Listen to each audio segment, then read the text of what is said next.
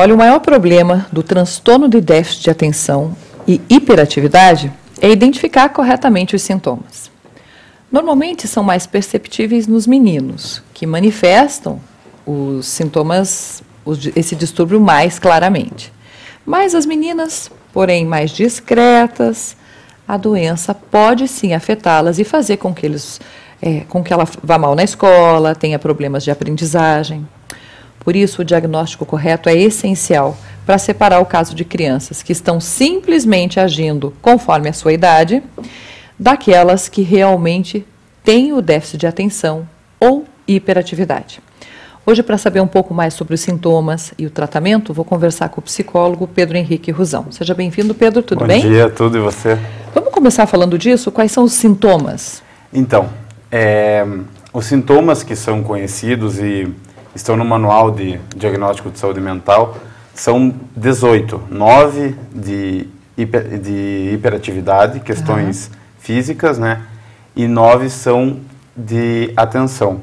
Eu não vou falar de todos aqui, mas basicamente falta de concentração, não consegue a criança ou até o adulto, o jovem, que hoje se fala em TDAH em todas as idades. Não consegue focar a atenção, manter a atenção por um determinado período, ficar pulando de tarefa em tarefa com muita frequência. Sem terminar nenhuma? Sem terminar nenhuma. Começa uma coisa, não termina, passa para outra. Dificuldade até de ouvir quando a pessoa dirige a palavra a ela. Então, a pessoa parece não... Você fala com ela e ela não te escuta. Entendi. Ela está tão focada, só que daí tem outra coisa que seria uma característica que chamam do hiperfoco. Que ela está hiperfocada em uma coisa que dá interesse para essa pessoa e algo que vem de fora do outro, ela simplesmente não dá atenção. Tá, mas espera aí, vamos separar. Déficit de atenção é uma coisa e hiperatividade é outra. É outra. Ou eles estão sempre ligados? Não. Você, para fazer algum tipo de diagnóstico, existe somente a hiperatividade, o déficit de atenção ou as duas coisas juntas. Tá. Então, não está necessariamente ligado. Você sabe que esse é um tema que eu gosto muito, mas que chama muito a atenção nossa, e eu quero que chame a atenção do nosso telespectador, que hoje banalizou muito isso. Sim, não é, Pedro? Certeza. Porque, assim como o bullying hoje é tratado como uma doença, todo mundo tinha bullying na minha época de escola. Não é? Um era gordinho, outro era magrinha, Olivia Palito, enfim. Todo mundo sobrevivia a isso. Enfim, hoje não pode. Cala-se boca, enfim. Como a hiperatividade. É muito mais tranquilo para as mães e para as vós, presta atenção no que eu vou falar, medicar as crianças para que elas fiquem mais tranquilas, mais calminhas, mais quietinhas, do que hiperativas como elas eram, como elas são. Como é que eu sei separar essa linha do que é normal do que é um hiperativo? O que aconteceu, que é observável, é que se passou de uma época em que se tinha medo de medicar, se tinha um receio, vou dar um medicamento psicotrópico, psicoativo para uma criança, há um momento em que é mais fácil medicar, que você acaba, de alguma maneira, tirando um pouco a responsabilidade em relação ao sintoma, né? Então, assim, existe muita discussão de diferenciar o mal real e o mal social. Tá. O mal real, por exemplo, é os sintomas. E o social é o que se criou com esse rótulo de TDAH. O que a mídia, por exemplo, cria e até a indústria farmacêutica acaba perpetuando como uma questão mais social do que de sintoma individual. Entendi. Então, por exemplo, podemos falar assim, está muito atento, mas muito atento se esses sintomas estão se passando. Eu até não falei todos eles, né? Mas ter muita cautela e entender, por exemplo, o que cada um deles quer dizer. Isso que diferencia um pouco é o trabalho da psiquiatria e da psicanálise, da psicologia e da psicanálise. Por exemplo, a psicanálise vai entender, por exemplo, o sintoma da desatenção como uma quase não aceitação da palavra do outro, da ordem do outro. E a hiperatividade como um excesso pulsional. É tanta pulsão, é tanta coisa que aquele corpo não está representado simbolicamente e não consegue transformar isso de outra maneira a não ser agitação.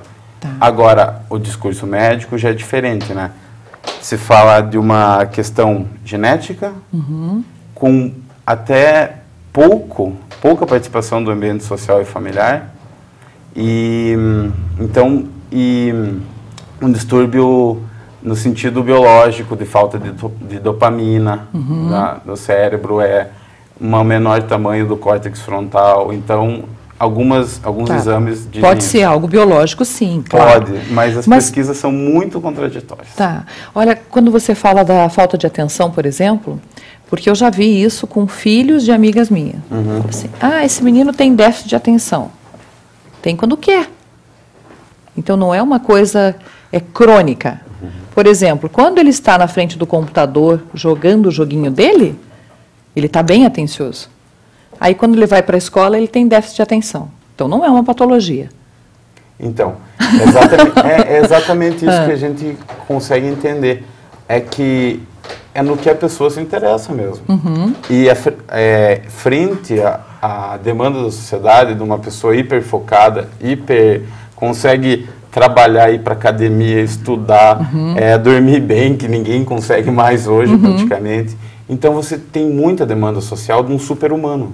Entendi. De uma super criança. E isso começa desde a infância. Se cobra muito das crianças também. Se cobra bastante. Você acredita que a hiperatividade pode ser uma consequência da falta de atividade física também? Ou não tem nada a ver? Eu acho que, na verdade, não. Não? Porque existe criança hiperativa que faz muito esporte e continua hiperativa? Sim, exatamente. Porque ela acaba soltando, entendeu? É uma válvula. Mas que não a falta de esporte ou a falta de que vá ser uma causa de alguma maneira de hiperatividade. Tá. Pedro, como é que a gente faz uma avaliação? É preciso levar a criança até um profissional? Sim. Para que vocês façam essa avaliação? Porque existe hoje muito em revista, você compra um livro, lê lá um monte de critérios diagnósticos. Aí acha que já está entendendo. Se você lê, todo mundo acaba, eu tenho TDAH, eu sou TDAH. Então, é importante levar para um profissional, e até para vários, na verdade. Essa é a questão. Porque o diagnóstico de TDAH não tem um exame que você consiga diagnosticar. Não existe um exame de neuroimagem, um exame de sangue, que vá atestar que a pessoa é portadora de um transtorno. E transtorno é uma palavra pesada, né? E é o que... E imagina uma criança ficar com esse peso desde a infância. Já levar esse tabu aí. Transtorno. Então, usam questionários para diagnosticar, e a história do paciente, e não só da voz dele, mas também dos familiares e do círculo social. E é interessante, agora a gente pode falar de medicação, que é usada muito, né, para tratar isso, é um risco.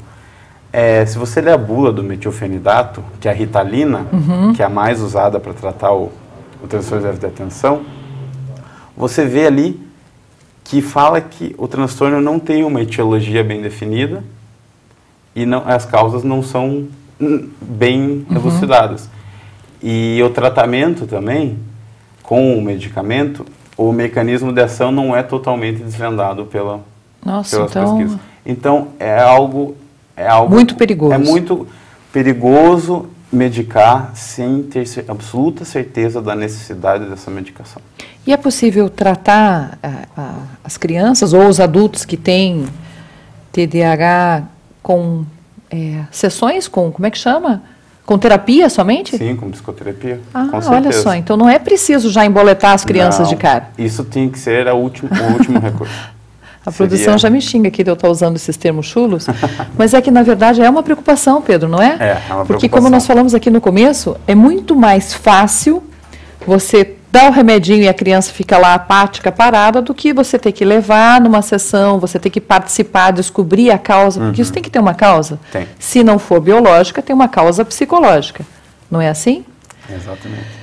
Pedro, vai ficar um monte de pergunta em aberto, não vai dar tempo, eu tenho certeza. Seleciona as mas para as mães e para as avós que estão assistindo e acham que o filho ou o neto é hiperativo ou tem déficit de atenção, pode ligar no seu consultório? Com certeza. Tá, que número que a gente vai passar? 9128-6954. Tá, onde é o seu consultório, Pedro? No Centro de Clínicas, ali na Bonifácio Vilela, perto da da Pastelaria Princesa ali. Tá jóia. No 5º andar. 5º andar. Vamos repetir o telefone? Põe para mim no vídeo, por favor, o telefone do Pedro, porque é importante, sim, que você atenda e cuide da sua família com carinho, com atenção, antes de medicar.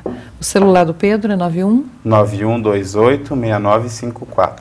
6954. 6954. É. Obrigada, viu? De Adorei. nada. Prazer te receber de novo. Sempre. Manda um beijo para Regina. Pode deixar.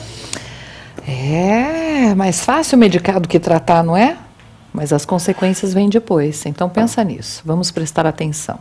Hiperatividade e déficit de atenção tem tratamento, sim. E muitas vezes pode ser um tratamento psicológico, sem precisar incluir medicação.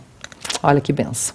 Mais um intervalinho? Mas você está curiosa aí para ver a segunda parte do Volare, festa de José Aldituma? Ai, que legal, eu também. No próximo bloco a gente te mostra mais um pouquinho das imagens dessa festa que fez um sucesso danado na cidade. Até já.